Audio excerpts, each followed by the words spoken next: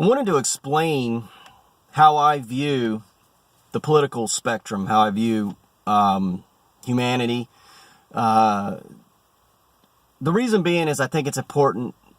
I think, first of all, I want to be challenged. If somebody has, if somebody can challenge me with information and change the way I'm thinking about this, that would be great.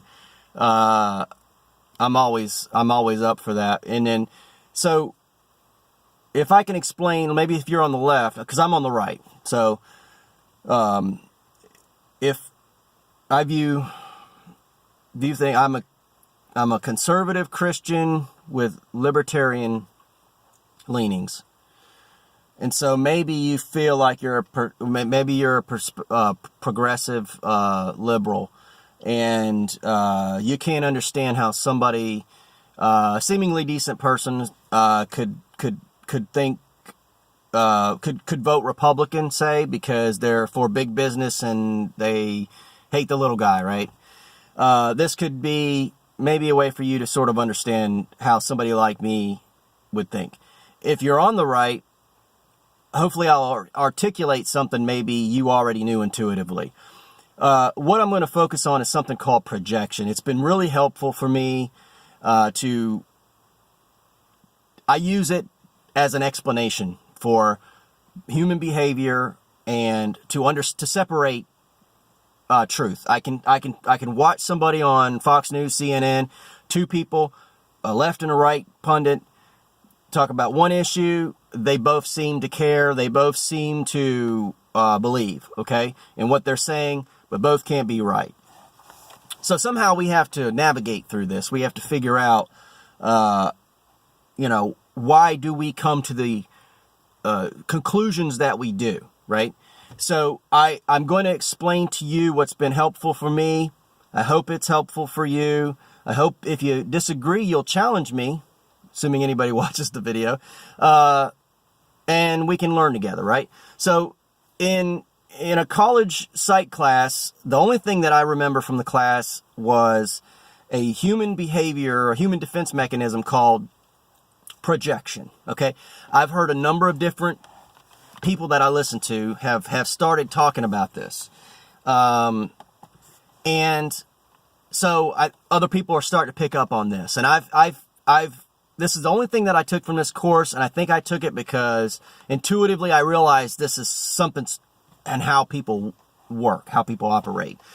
Okay, so when it comes to politics, right, how do you trust where you're at? Who's telling you the truth? And so for me, let me explain projection for those who don't know. The typical example is this: there's a couple, a married couple. One of them is cheating on the other. The one that's cheating will accuse the other of cheating. Okay? That's what you're doing when you're projecting. You're guilty of something and you throw that onto another. Okay? So who does that? I would suggest to you that the left does this to the right. And so there's a pattern, right? There's a pattern established. You look at the deeds versus the words. So it's easy to spot if it's true or not in the way it should be easy to spot, right? So do the deeds match the words? If you say you're for this and the other people are against this, are you really against it and they're for it, right? So this is the way to look at it. Okay. Now it becomes a little bit blurry because the left is sort of the academic side of things. They run the academics, and the problem with the academic institutions are and Jordan Peterson's been talking about this a lot. And for those who are familiar with him, you know what I'm talking about. You know what I'm fixing to say. And for those who are not, you should be familiar with Jordan Peterson by now, or get familiar with him. But he talks about postmodernism. And really, to sum that up, basically what it is that it's a relativistic sort of way of viewing things. And we can see that permeating everything because a lot of the people who are running the media, they went to university. So the people who are supposed to be really intelligent in my opinion, and people on the right's opinion, are saying some really stupid things right now because of this postmodern sort of view.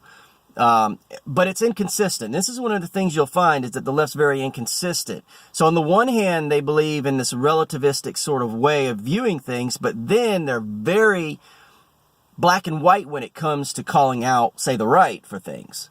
All of a sudden, they find distinctions when it comes to all the issues. But when it comes to morality, there's this vague sort of gray area all of a sudden.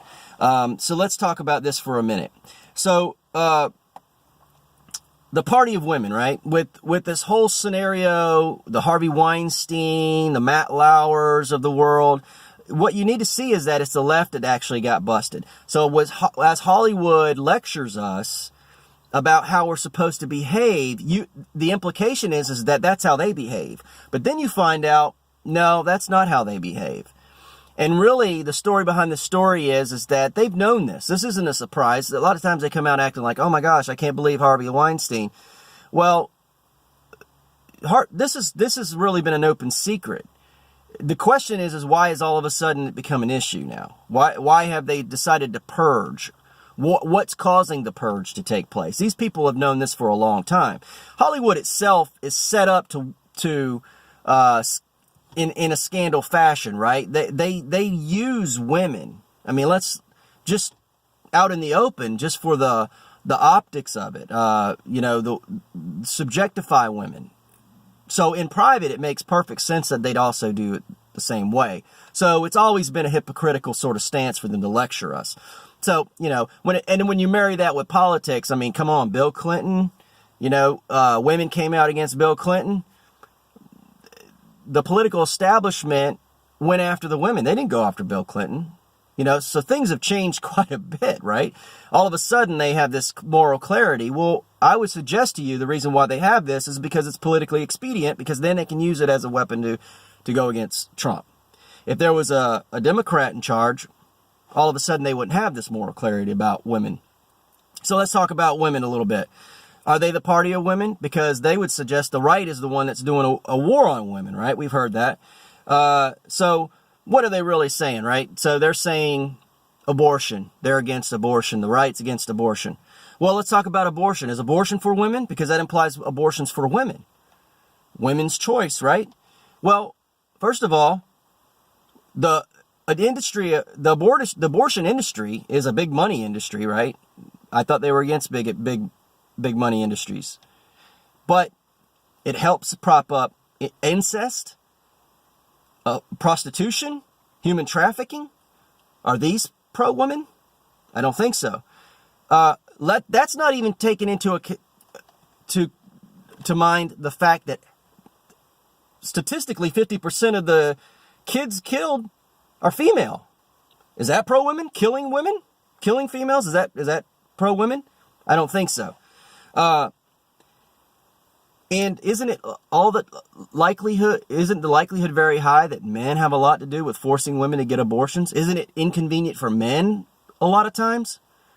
And they force women to get abortions?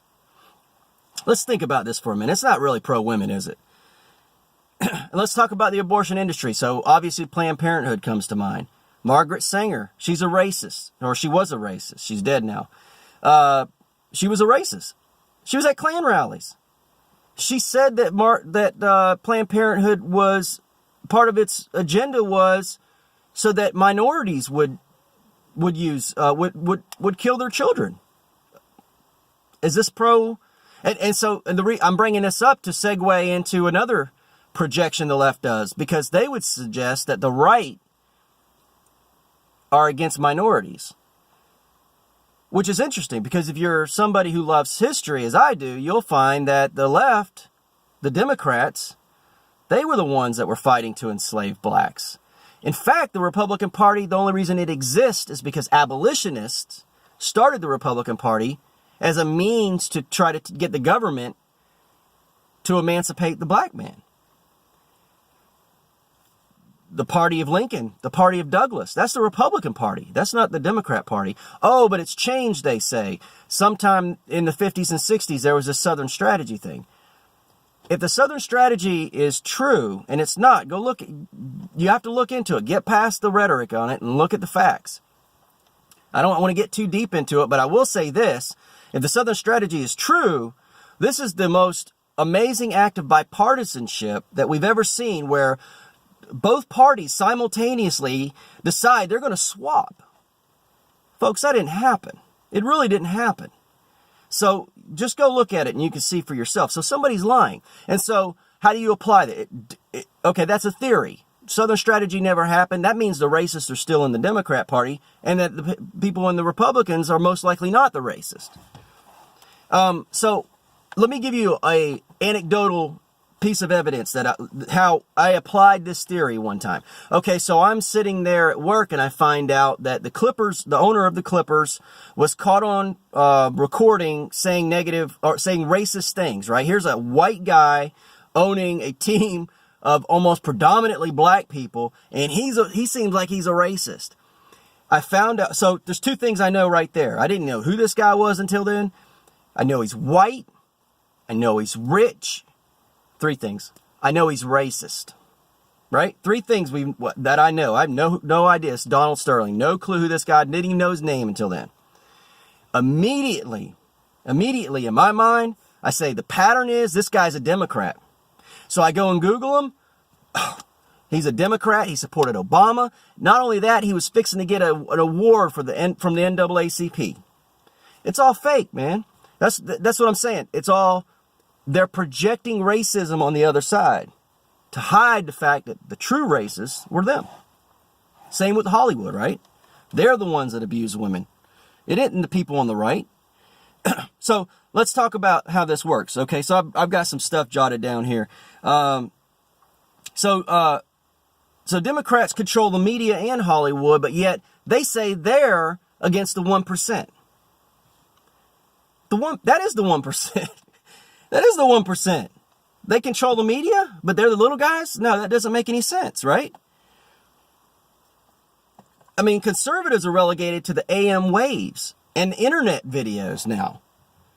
And even despite that, the left still, they own Google, Facebook, Twitter. These aren't right-wing businesses. These are left-wing. You can find this stuff out easy. These are left-wing institutions. So it's the Republicans that are actually the little guy trying to get their message up the system. You see how that works? It's the opposite of what they say. So the left wants gun control, but they have bodyguards, right? They have armed bodyguards, so that's inconsistent. They want voter IDs, but they don't want voter IDs, but they want you to register your gun. They say they value separation of church and state. That's a big one for them, isn't it? And yet they want to bring in Muslims whose religion is a state. And I don't care. I'm not saying anything negative about Muslims one way or the other right now. I've got my opinion and I'll be glad to share it with you. But this isn't even an arguable point. There's this thing called Sharia law, and you can argue about what Sharia law is, but it's part of the religion, folks, and it's its own law. This isn't a moral code. This is a system that is implemented. They believe in the implementation of this system. That's why someone like Ben Carson can say, I don't think a Muslim and the Constitution match up. Because that's logical to say that if you know about Islam. They say they value gays, right? The Republicans are the ones that hate the gays. But yet, again, they want to bring over Muslims who, when the Muslims are in control of the number of different countries we've seen this, they kill gay people.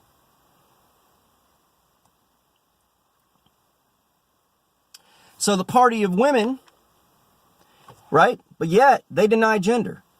How is it that you can promote a gender pay gap, but then deny that there's any such thing as a gender to begin with?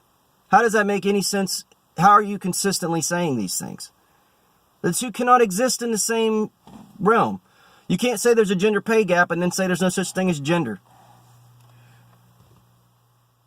They claim to be pro-choice, right?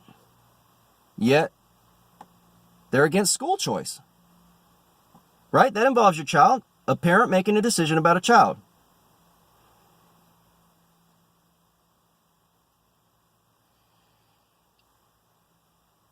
They want us to listen to kids when it comes to gun control. This Parkland situation just happened, right? We're supposed to do what the kids want. Oh, the kids they choose, by the way, to come out, their opinion, which matches the left. And they're shown on the left-wing sites and channels. But they kill kids in the womb. Square that circle. They claim to be for free speech, but who is the ones who are denying free speech?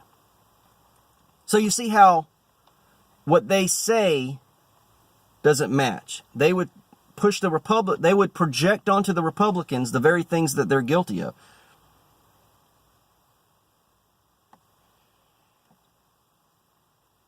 You know, they don't, again, on the relativistic thing, they don't believe in evil, right? This is the whole gun control scenario. It's the gun that did it.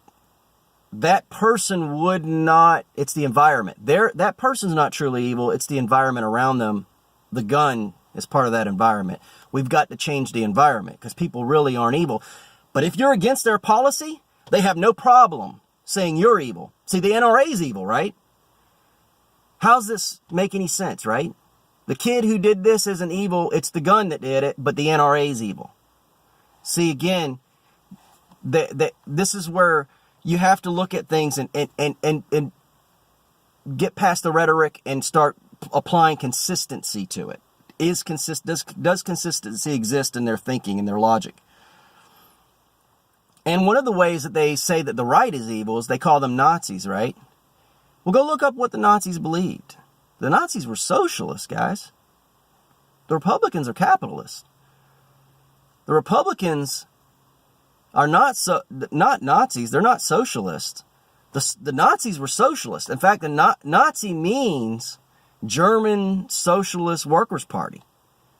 So, and last I checked, there was an election that just happened, and one of the candidates is an avowed socialist, and he wasn't running as a Republican. He was running as a Democrat, right?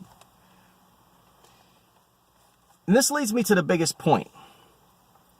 Go pick up a political philosophy book, because I want to point out something.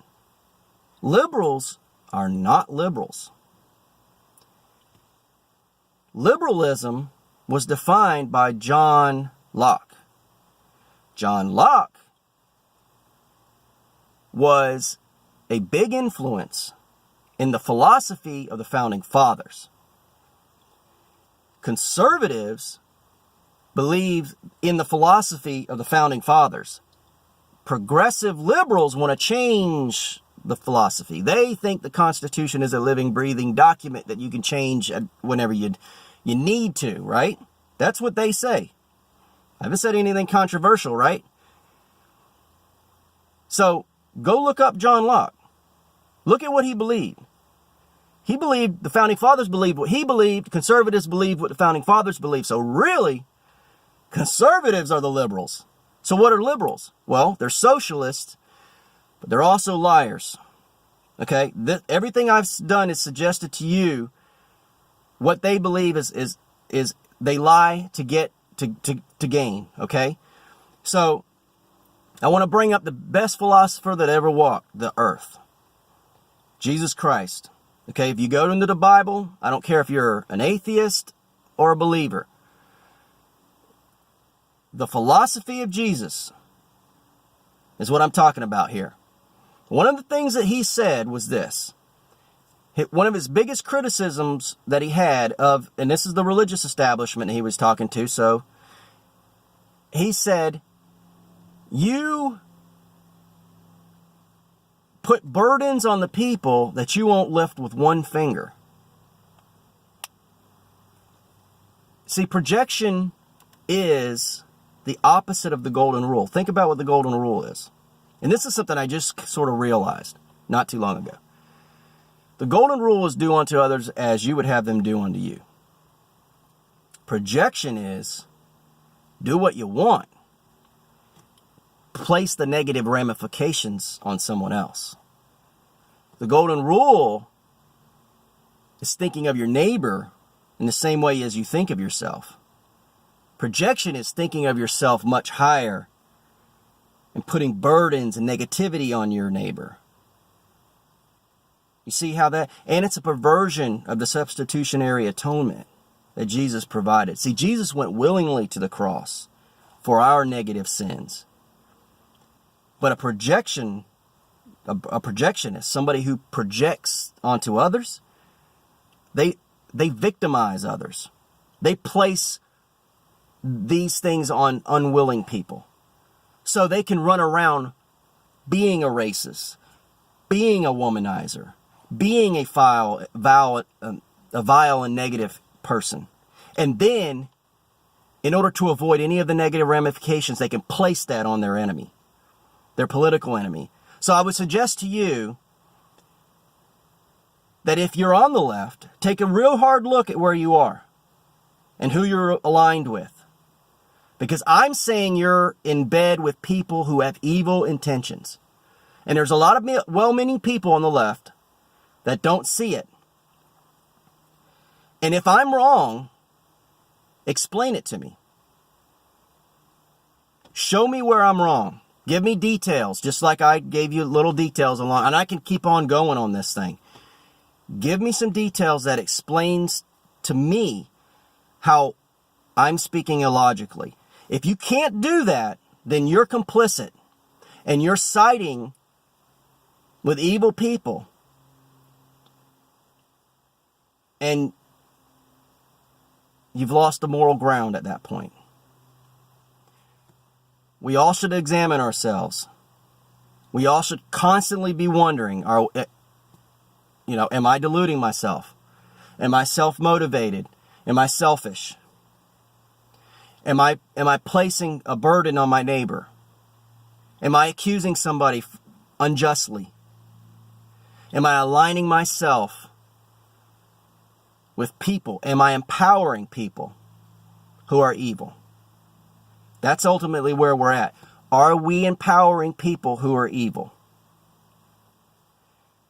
This is what we need to figure out. And so I want to open up a conversation on that. Please challenge me with an argument. Explain to me in detail how I'm wrong.